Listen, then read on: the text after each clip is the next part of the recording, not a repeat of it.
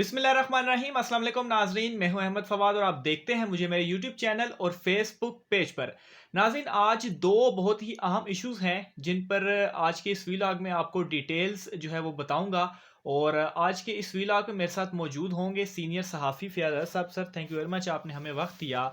नाज़रीन, सबसे पहले तो फवाद चौधरी साहब का इंटरव्यू जो कि उन्होंने बीबीसी को दिया, बड़े तल्ख सवालात उनसे किए गए लेकिन बड़े अच्छे अंदाज में उन्होंने उनके जवाबात दिए। और जो एक वो कहते हैं ना, उनका पोल खोल के उन्होंने रख दिया। उस इंटरव्यू में कुछ एक दो चीज़ें हैं वो बड़ी इंपॉर्टेंट हैं, फ़याज़ साहब से हम उस पर सवालात करेंगे। और एक और अहम इशू नाजरीन हामिद मीर के हवाले से है कि आज उन्होंने बड़ी एक घटिया ज़ुबान जो है वो इस्तेमाल की है। और वो जो है फ्रीडम ऑफ स्पीच के हवाले से ख़ास तौर पर उसको बुनियाद रख कर तो उन्होंने ये तमाम चीज़ें की हैं।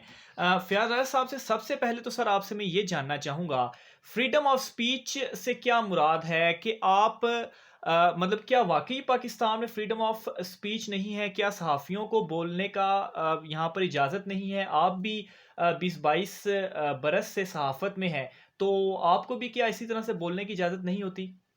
बहुत शुक्रिया अहमद फवाद साहब।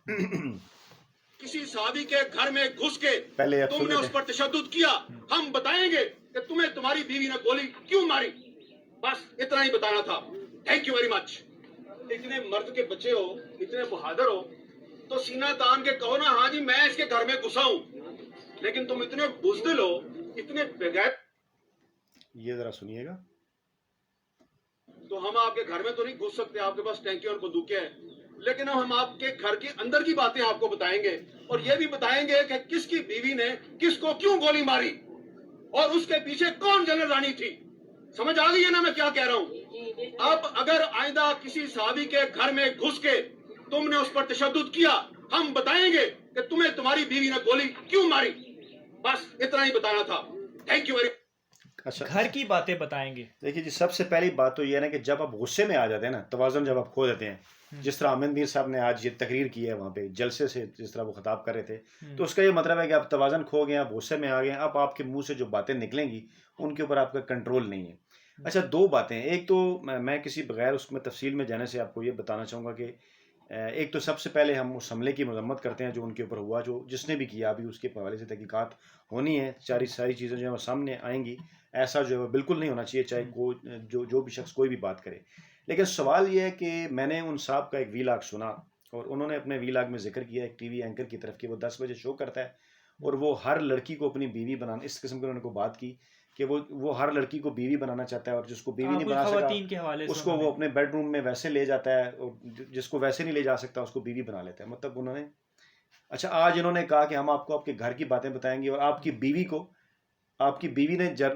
बीवी ने आपको गोली क्यों मारी ना, हाँ, कि जनरल जनरल रानी रानी ने जो है वो हुआ। गोली क्यों मारी वो अच्छा, ये जो सारी चीज़ें हैं ना, तारीखी तौर पे हम ये समझते हैं, जानते हैं, जब आप किसी की बीवी के मुतालिक बात करते हैं ना, तो इसका मतलब ये है कि आपके पास कुछ दलाइल ख़त्म हो गए। लाइक मैं आपसे बात करता हूँ ना, तो ये भी मेरी लाइब्रेरी भरी हुई है, ये पूरा एक पलंदा है हामिद मीर साहब के कालमों का, सही, जिसके ऊपर से जी जी, ये एक पूरा पलंदा है, ऊपर भी बेशुमार चीज़ें पड़ी हुई हैं। मैं इनके कालम जो है ना, अपने रिसर्च वो मैं जो हूँ आपकी खिदमत में पेश करता रहता हूँ और इसमें से मैं आपको दलाइल देता हूँ कि आपने उस वक्त क्या लिखा था और अभी क्या कह रहे हैं।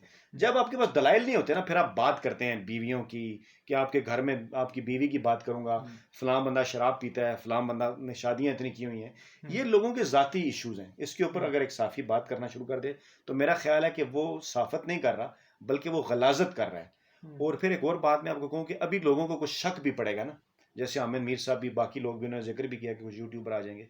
सबसे पहले तो मैं आपको ये बताऊं कि इस मुल्क के अंदर जो 4 फौजी आमर मार्शल लॉ जिन्होंने लगाया, जो कि 4 फौजी हुकूमतें आई, हम उनके सख्त खिलाफ हैं। हम उनके ऊपर तनकीद करते हैं सख्त। हम ये समझते हैं कि general Ayub, general Yahya, general Zia और जनरल मुशर्रफ ने की गैर आइनी हुकूमतें थी। उनका कोई काम नहीं है फ़ौज का कि वो हुकूमत करें। उनका काम सरहदों की हिफाजत करना है या आइनी और कानूनी तौर पे जो पाकिस्तान का आइन और कानून उन्हें जिम्मेदारी देता है। और ये मुल्क सिविलियन सुप्रीमेसी जमहूरियत के लिए बना है। पहले तो ये बात क्लियर कर लें ताकि लोग ये ना कहें कि शायद फयाज राजा साहब जो है ना वो कोई इस्टेब्लिशमेंट के एजेंट है। अच्छा, अब आ जाते हैं हामिद मीर साहब के ऊपर। मैं बारहा आपको अच्छा, इस तमाम चीज को भी कालम क्लियर कीजिएगा कि ये अभी ये भी कह रहे हैं कि फ्रीडम ऑफ स्पीच नहीं है और फिर इस तरह की बातें भी मैं बिल्कुल भी आपको बता रहा हूँ कि इससे ज्यादा आप क्या कहना चाहते हैं। तुम बुजदिल हो, तुम बेगैरत हो, तुम बेशरम हो, तुम्हारी बीवी ये करती है, तुम्हारी बीवी ने तुम्हें गोली मारी, तुम दूसरों की बीवियों पे तुम दूसरों की बीवियों पे नजर रखते हो। और वो जो व्लॉगर हैं उन्होंने ये कहा कि वो फलां, वो मुझे पता है उन्होंने किसकी तरफ इशारा किया।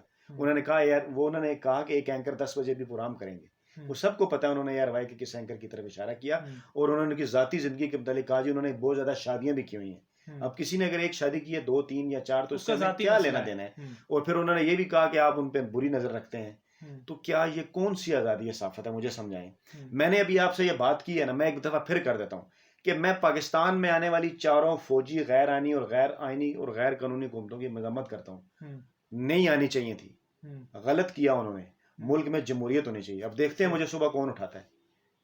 आजादी ज़ाहिर राय है ना, मैं आपके सामने बैठ के ये कह रहा हूं कि बिल्कुल मार्शल लॉ की हुकूमतें नाजायज थी, जायज हुकूमतें नहीं थी। उन्होंने आइन और कानून तोड़ा। लेकिन मजे की बात यह है कि इन्हीं हामिद मीर साहब ने उनको सपोर्ट किया। आपको पता है इस बात का? ये कॉलम सारे इस बात के गवाह हैं। मैं दिखा दिखा के लोगों को रोजाना, मैं थक गया हूं इस कौम को और ये सारी चीजें दिखा दिखा के, लेकिन कौम को पता चल गया, इन्हें शर्म नहीं आ रही। ये बूट चाट के मुशर्रफ के यहां तक पहुंचे हैं। मेरे ऊपर डिफेमेशन का केस करेंगे, मुझे अदालत में ले जाएं हामिद मीर साहब। ये बूट चाट के इन्होंने जियो की नौकरी हासिल की है। इन्होंने कालमों के अंदर ये लिखा है कि नवाज शरीफ को फांसी दो। इन्होंने कालमों के ऊपर ये लिखा है कि मुशर्रफ बिल्कुल ठीक आया है।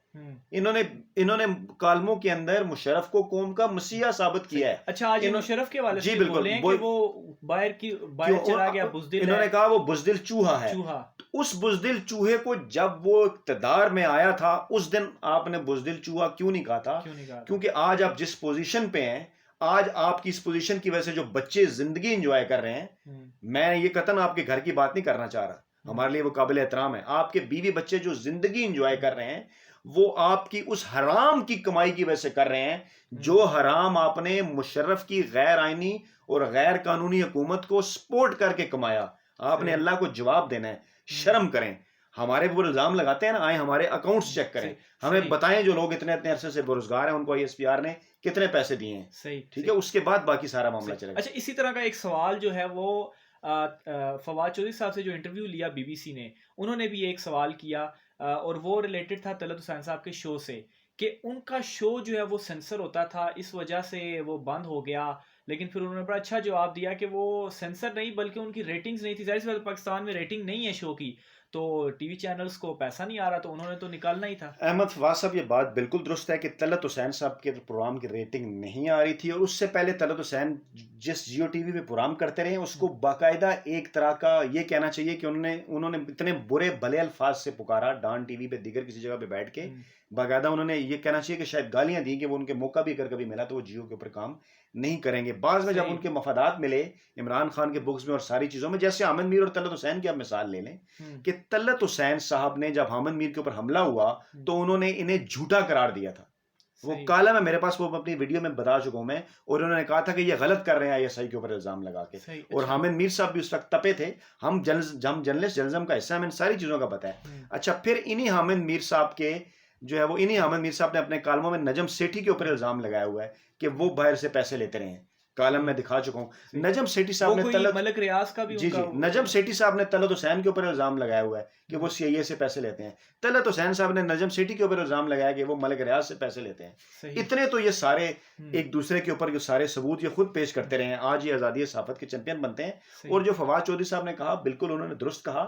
तलत हुसैन साहब, मुझे जाती तौर पर इस बात का मुझे इल्म है कि इमरान खान ने उन्हें एक इंटरव्यू नहीं दिया जिसकी वजह से वो इमरान खान से नाराज हुए। हामिद मीर साहब ने अपने बेटे की शादी में इमरान खान को बुलाया, इमरान खान साहब नहीं गए और उन्हें नहीं जाना चाहिए था। जिस तरह एक जज को किसी के पास नहीं जाना चाहिए, जिस तरह एक साफी को किसी से फायदे नहीं उठाने चाहिए, इसी तरह किसी सियासतदान को भी कोई साफी क्यों बुलाए किसी सियासतदान को अपने बच्चों की शादी पे। अच्छा, इन सारी चीजों के बावजूद एक सवाल तो पैदा होता है, वो जो हमले सहाफियों पे होते हैं, तो मतलब वो भी तो किसी तरह से दुरुस्त नहीं है, वो भी तो नहीं होने चाहिए। आप शुरू में मजम्मत कर चुके हैं उस चीज़ की, लेकिन स्टिल हमले तो नहीं होने चाहिए। बिल्कुल नहीं होने चाहिए। और हम एक मरतबा फिर जो है उसकी मजम्मत करते हैं। इसकी बाकायदा कमीशन बनाकर तहकीकात करनी चाहिए।